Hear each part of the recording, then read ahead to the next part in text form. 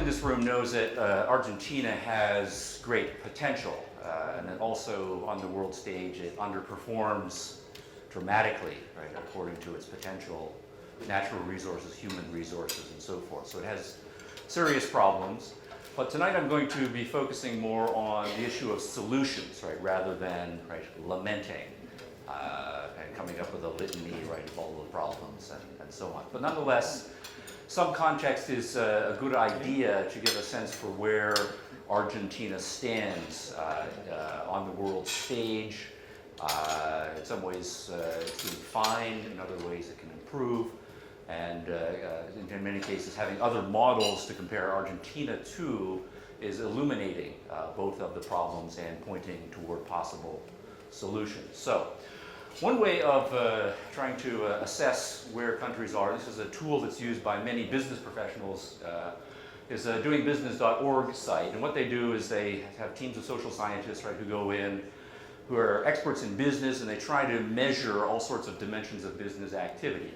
How easy overall, for example, is it to do business? Is there a lot of red tape just starting, right, the business? How easy is it to get permits? If you are borrowing money, if you're trying to just get the electricity, right, turned on, and so on. So here are just 10 of the dimensions, right, that they use, and they compare all of the countries, and they come up with an overall rank. 178 countries around the world. The data is very good over the last 20 years in this. Argentina ranks, right, 124th. Right?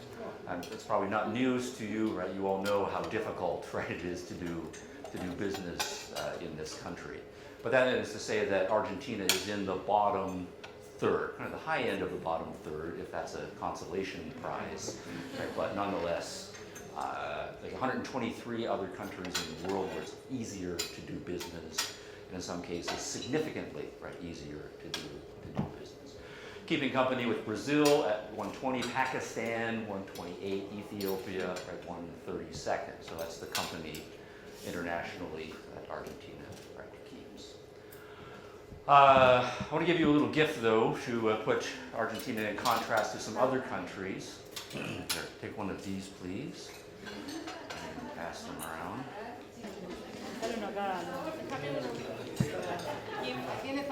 All right, if you weren't already, right, you're now a millionaire, right? Or a multi-millionaire. Unfortunately, it's Zimbabwe dollars, right, which are perhaps worth less than the paper that they're printed on. Now these ones are actually, if you'll notice, only good through 2008, right? And at about by the time we got to 2008, right, given the rates of inflation, this was worth maybe a penny, right, in contemporary America. And so this is the graph here charting the Zimbabwe dollar. In the year 2001, essentially 100 Zimbabwe dollars was equivalent to $1 US, and then we have an exponential curve, and this ends in 2009. It gets worse, right? This is exponential, right, 10 to the 32nd, right, or some, right, ridiculous number or not. Now the point of this is that Zimbabwe, right, around the world is recognized as a basket case, right, for all kinds of economic policies, right, political policies, and so on. And so it's a benchmark. But I wanted to say what kind of a benchmark it is. Another way to indicate where nations are is to not focus only on business dimensions, but more broadly economic freedom dimensions. Again, this is some highbrow social science, Canadian think tank and a couple of American think tanks, and then teams of social scientists gathering data all over the world. Again, 178 or so countries. And they're ranked rule of law, category, limited government, regulatory efficiency, open markets, and there are a number of sub-dimensions, right, under each of those. And countries are ranked. Right now, Hong Kong is ranked number 1 in the world. It's the most economically free. Who's number 2? Singapore, very good. And number 3? New Zealand. Nice. All right, this is a literate crowd. Excellent. You probably use this index, right, Augustine? Okay. Okay, so let's go through the index. This is the number one country. I grew up in Canada, so we have to have some props for Canada, right? It is currently sixth in the world. The United States, unfortunately, is declining. It's now in the teens. But then if we jump right way down, right, Mexico, right, is ranked 59th, right, for economic freedom. We can jump down another 21 right, to get to Italy. Now we're in the middle of the pack. Brazil, ranked 118th. Greece, right, we're all focusing on Greece, actually 130th, right, which is not good, but not bad either, because it gets a lot worse. Russia, right, 143rd. Zimbabwe, right, I mean, go and spend your money there. 175th out of 178, right, it's terrible across almost every other dimension. Venezuela, as of this year, is now 176th. And North Korea is the worst, right, of the worst. Okay. All right, now right, we maybe smile a little bit, sadly, right, about this, but if you take the bottom 13 right, in the world, right, Argentina is ranked 169th. Now the point is, things are bad, right, in Argentina, right, in many ways, but a lot of these other countries are just crazy, bad, awful, horrible things. And the point is that Argentina is into the zone where crazy, really bad things can start to happen, right, politically and economically. So that's where we are. Now that's abstract social science, but one way it hits home. There's some numbers from the tail end of 2013. Cost of an iPad in Malaysia, most of Europe and so forth, $474 to buy an identical iPad, right, over twice, right, the price. But then if you think, right, an iPad is an educational tool, right, it's a business tool, it's an entertainment tool, right. That then is to put those very powerful tools out of the reach, right, of so many people who otherwise, right, would be able to have access to them. Another issue, right, where it hits home, right, is a bribery issue. This is from the American perspective. This is American businesses convicted of violating the Foreign Corrupt Practices Act in various other countries. And you know, the reddest of the red places, what is that? Nigeria, right, and Argentina. Okay? And again, that is something that not only, right, sucks huge, right, resources, all of the corruption, right, out of the economy, it is profoundly demoralizing, right, because, right, people think I can't make a living in a clean fashion, I can't take pride because I need to engage in all of these actions, and it drives people who are wanting to live a clean, healthy life, right, out of the economy in various ways or underground. Okay.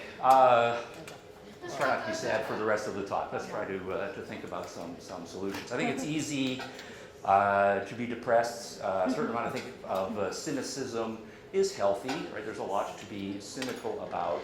But I don't think that any sort of conclusive pessimism, right, giving up, right, and throwing away is the appropriate, right, response. And the reason for that is that there are lots of examples, right, of other countries and other sub-regions, right, that have been in very bad situations, right, authoritarian politics, right, abysmal economics, poor human capital, and so forth, but they have found a way to lift themselves out of that. So there are problems, but if we are entrepreneurs, right, problems are an opportunity, it requires some creative thinking and so forth. So let's try to go down that road. Here's one clue. If we look just at the first 6 countries, right, or the top 6 on the economic freedom, right, around the world, Hong Kong, Singapore, actually Australia, I think New Zealand was last year, it dropped a little bit. Switzerland, New Zealand, Canada are the top 6. Okay, here's our first social science exercise. What do 5 of those 6 have in common? Sorry? Yes, that's right. 5 of the 6 were former British colonies, right? Hong Kong, Singapore, Australia, Switzerland, or sorry, not Switzerland, New Zealand, and Canada. So, they're almost a British colony. I'm sorry? Switzerland. They're almost Switzerland. Financially, yes, okay, fair enough. If you were to take the top 20, over half of the top 20 are former British colonies or Britain, right, itself, which is in the teens right now. So one point then would be to say, whatever British imperialism did bad, and of course it did lots of bad things, right, it also did some things well. The chances are good that this was not accidental. So of course one thing that we could do, right, is to try to figure out what exactly was it about British culture, right, that was transported around the world and institutionalized in various places. Now, humorously, right, one could then say what Argentina, right, should do is just ask the British to take over, right, and just do whatever they say, right, and things will be fine in a generation. That's not serious. I know you have also a lot of Falklands, right, bad blood, so politically it might be very hard to even get the British model to fly, right, culturally. And that's fine. It might then simply be a matter of getting your scholars and supporting the scholars who are studying, right, British culture, isolating the lessons and then adapting them to the Argentine context, right, leaving the British out of it. Or of course, study the Swiss, study the Dutch. There are lots of Northwestern European examples of other forms of governance that have stood the test of time and that again, with modification, should be adaptable to the Argentine context. All right, now that's a theoretical point. Another theoretical point, if we get a little bit away from economic measures, look at political measures. One way of arraying the political spectrum is from strong authoritarian regimes at one end to strongly liberal, right, regimes, right, at the other end. And we know that if one wants to bring about an authoritarian regime, or you want to maintain an authoritarian regime, there are certain standard strategies, right, and tactics, right, that one follows. So you have outright physical controls, right, that restrain people from doing certain things or mandate, right, that they do things, and it's backed up overtly, right, by physical force.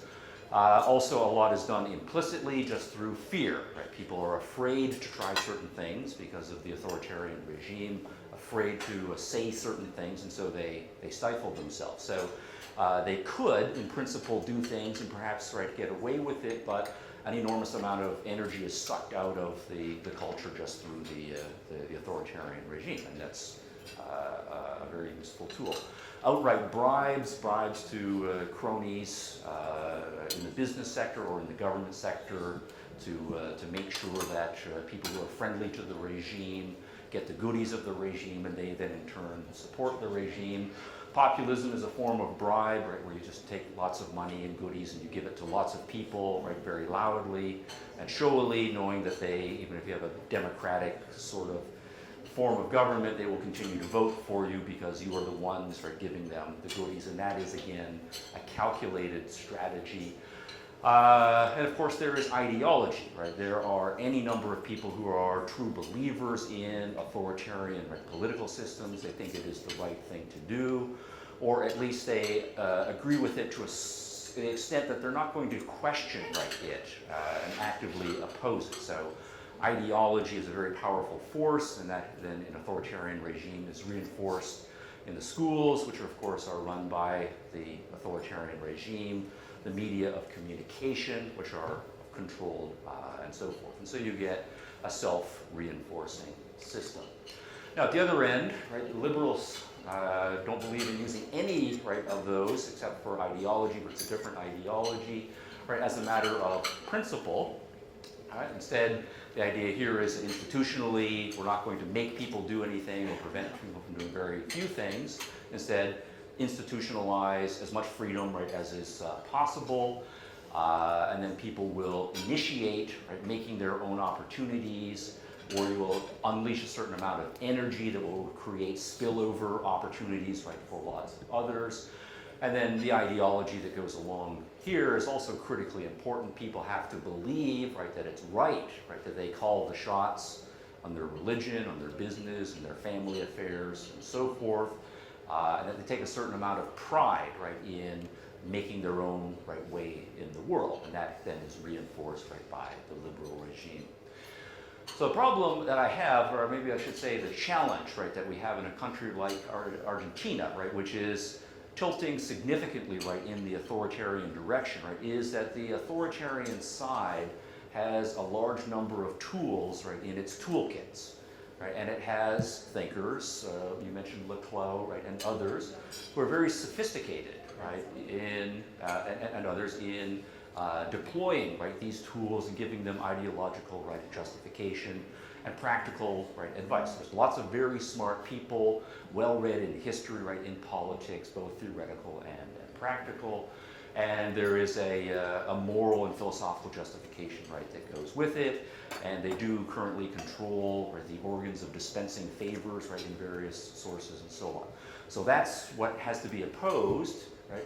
But these are the only tools, right, that are available to us, because we're not going to use, right, the bribery and the physical coercion and so on. So how does one do that? It's sort of like going into battle, right, with one arm tied behind your back, right, so to speak, or an arm and a half. So just to put the two models, and I always like the parenting analogy, since many of us are in the midst of this.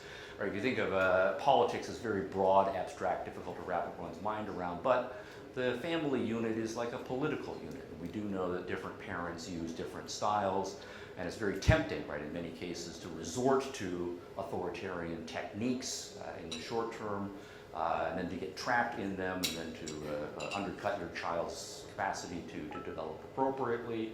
And in many cases, when you're talking about kids, talking about giving them lots of freedom, right, to do what they want and to explore and to fail, that sounds very scary, that they can damage themselves and so on. So it's a challenge. But let me give you 4 examples. I'm going to give you 4 American examples, just because I've thought a lot about this in a North American context. I want to give you 4 examples of successful change, right, from a more controlled and authoritarian, right, sub-regime, right, within the United States to a much more liberal, right, outcome.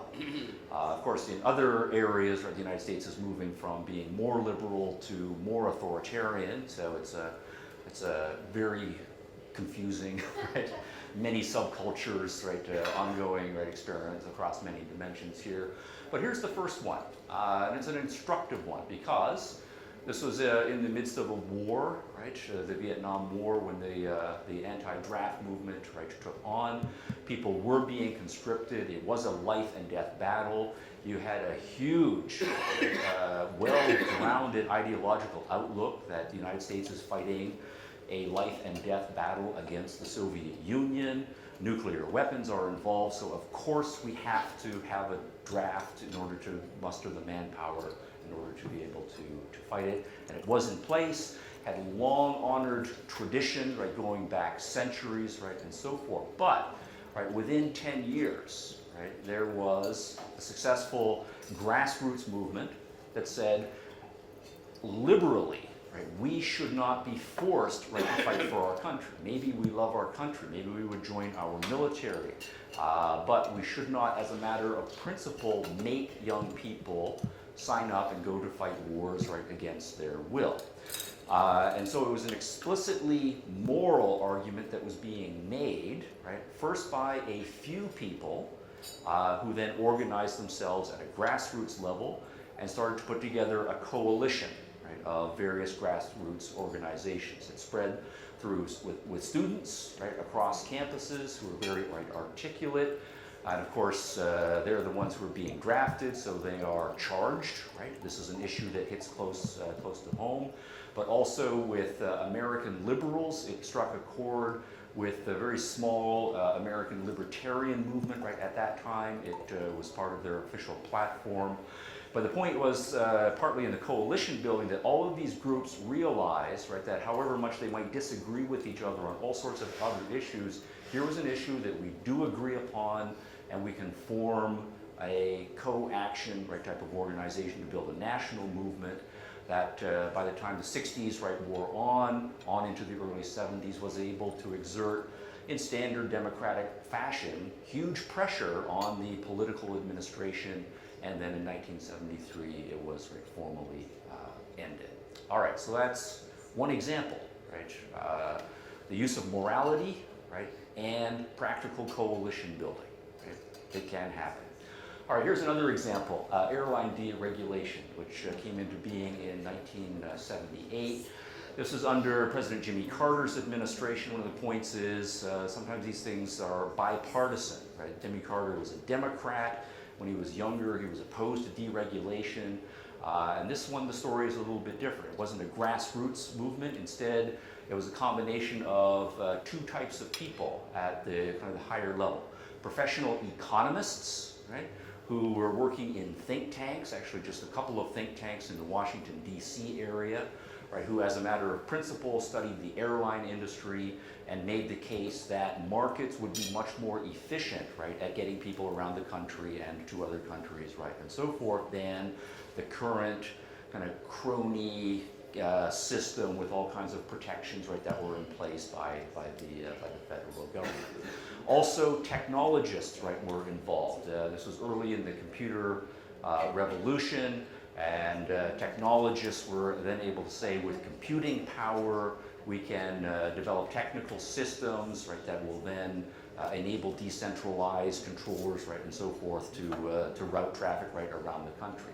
But the point here is that this was, so to speak, high-level insiders, right, not grassroots people.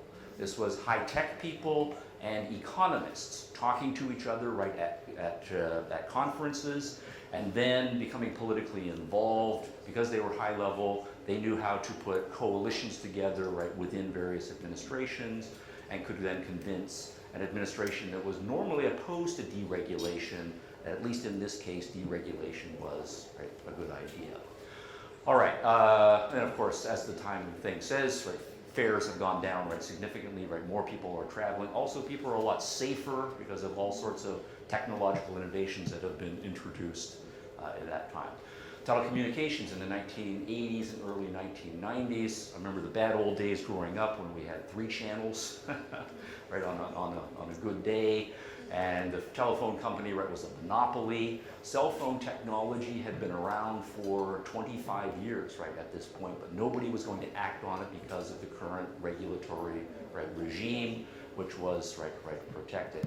But again, what we had was technologists and economists, right, arguing if you deregulate the technology, right, is in place, that we will have better communications.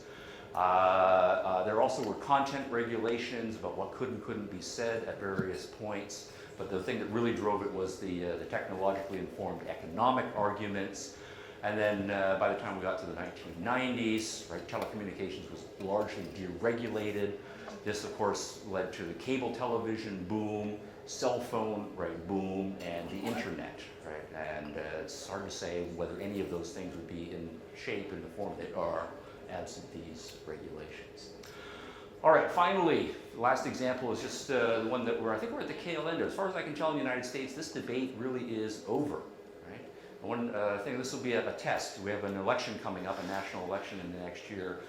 We know Republicans are traditionally opposed to gay marriage. Will any of them make gay marriage an official part of their platform? As far as I can tell, they're not saying anything right about it. Now, this is another one that is not coming from high-level economists, right, or technical people. Again, it's like the draft and the ending of the draft. It is a grassroots movement, a small number of people, and they were making, again, a liberal argument. People should be free to associate with whom they want, right, on matters of love and sex. Who is the state to tell us whom we can marry, right, or not? Socially, we should tolerate people, right, and so forth. And this was, again, a small group of people, mostly centered in San Francisco, right, initially, developing coalitions, right, over the course of the early 2000s. And then you can see it reached a tipping point around 2010. And then within 5 years, I think really, right, the debate is over. Now, the point is, I don't think there is a one-size-fits-all, but to counter any pessimism, right, these are just 4 recent examples in my experience of things going from authoritarian to liberal, and as far as I can tell, there are 2 successful models, right, of doing so. One does require a very strong advocacy of liberty as a moral principle, and that is something that resonates, right, with people.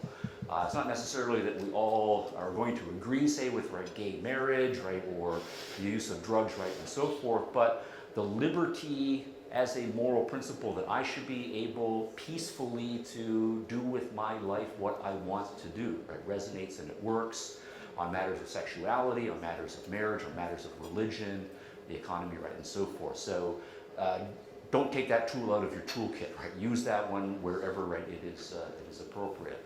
That typically has to work with well thought out market solutions. What it typically has to happen is there's a problem, bureaucracy, bloated, right, and so forth, and it's easy to point to the problems, but nothing happens until someone works out an actual practical replacement, right, that is market-based, right? So having economists working on that is important.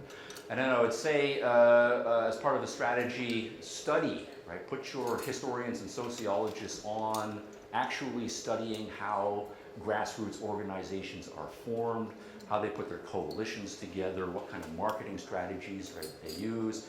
All of the examples I use have to be updated for the social media era, but learning how people have done that successfully is, of course, important. And then what's known as public choice, right, economics, right, broadly speaking, right, how politics, right, actually works, how things actually get done, warts and all, ugliness, right, and all, being willing on particular issues to work with people whom you ordinarily, right, would despise and who ordinarily, right, would despise you in order to achieve a particular, right, targeted end. All four of those things, if you have those in your strategic plan, right, they can work as they have worked in other places. They can be studied, they can be learned, they can be adapted to the Argentine context. Now, let me just say, I think there's a couple of ways in which Argentina is distinct from the United States. The United States population, 321 million. So it's a great, huge, right, sprawling, I don't know if there is such a thing as American culture anymore, or if it's really an amalgamation of 45 different, right, subcultures, but it is huge. And one other striking feature of it is that it is very decentralized. If you take a culture, politics, and economies and break it down to important subsectors, there's not much centralization in the United States. So we have different centers in different parts of the world, and of course it's a geographically large country, so these centers are quite dispersed, right, from each other. As far as I can tell, in the case of Argentina, right, the population currently is 42.5 million or so, and growing, but it is a highly, right, centralized, right, political, right, economy. And in some ways, right, what this should mean is that as challenging as the situation is in Argentina, right, it is easier, right? It's 42 million people, not 300 and something million. And if you can get Buenos Aires on your side, right, you've got, right, the rest of the country. So it really is, the battle for Buenos Aires, and my understanding is most of your top people, right, are already here, so you can talk to each other and have the arguments that are necessary much more easily. Now, I'm just a philosopher, right, so I typically operate at a high level of abstraction. I'm also a foreigner, so I don't want to say too much, right, in particular, right, about how I think, right, things should happen in Argentina. But I would say one strategy point. This is my understanding from talking with Eduardo, is my language for what I think Eduardo was thinking, that things happen, right, when you bring the intellectuals together with people who know how to get stuff done. Right? Typically, intellectuals don't know how to do anything, right?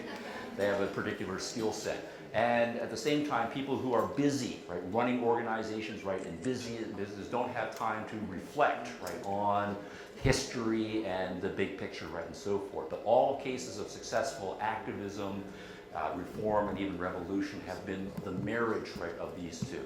American Revolution, right, French Revolution, right, Russian Revolution, cite three very big examples, and then all cases, right, of reform, including the four that I mentioned. It is, right, intellectuals working with people who know how to get things done. So be social scientists who think and act like cultural entrepreneurs, or at least make sure that your team is well represented by people in both of those categories who can talk to each other. Now, a few things that I think might be important, and again, what of course cultural entrepreneurs or entrepreneurs typically try to do is think creatively. They look for new markets. They look for technologies that hopefully can be disruptive technologies. So if we take what we know about how entrepreneurs function and try to bring that into the cultural realm, here are some things that stand out to me. English language education. I do not know how important it is currently in the Argentine education system, but it does strike me that this is something that can be non-political. You don't have to do it as a political activism tool. But if every young Argentine knows English, then that opens up the world, since the international language of business is English, it opens up the world to them in a way that only knowing Spanish won't. Also, it opens up a huge literature, that, as far as I can tell, is not well represented in the bookshelves, in Buenos Aires. There is a huge ideological debate that you guys all know about, but that does not typically filter down. English will open that up to them. So that strikes me as an activist tool, that can have huge payoff, and it should be easy to get coalitions built around the teaching of English. Currency, I know you have currency issues, but there are all kinds of cutting edge stuff going on in new forms of currency.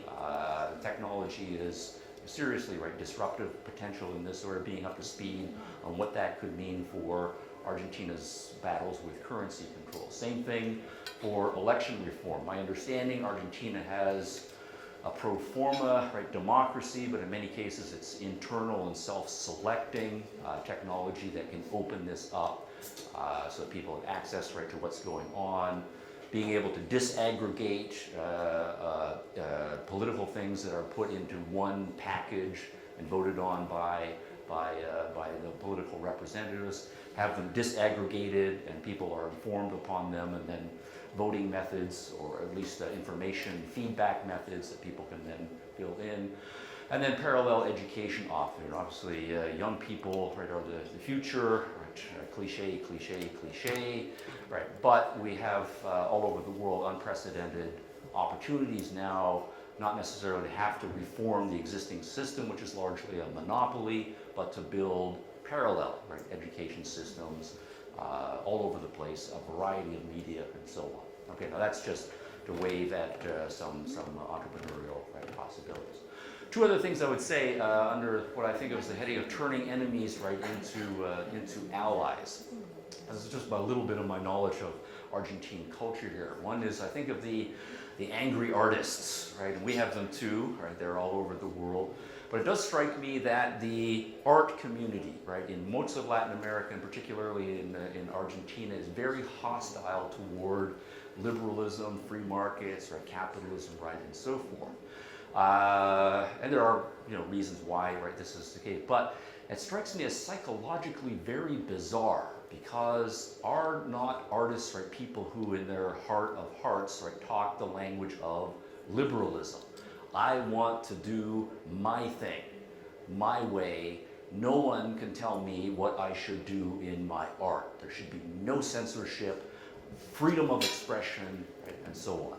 That's our message, and the artists feel that in their bones, but they have an overlay of ideology that has been put into them.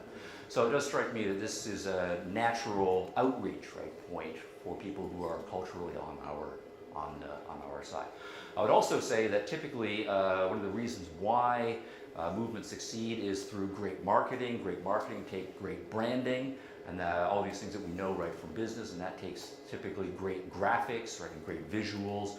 And if the people, like the artists, who are the people who are generating all of this stuff, are not on your side ideologically, then you are, well, your graphics will suck, and theirs will be good, and that's a problem. Immigrants. Again, sad story, and again, there's a certain amount of antagonism. But again, if you think about immigrants, the kind of person, right, who is an immigrant is someone who dreams of a better life, who has what it takes to say, I'm not going to settle for this horrible situation I am in. Through whatever means, I am going to find a place where there's more opportunity. I will get myself there, and I will work hard to make a better life for myself and my family.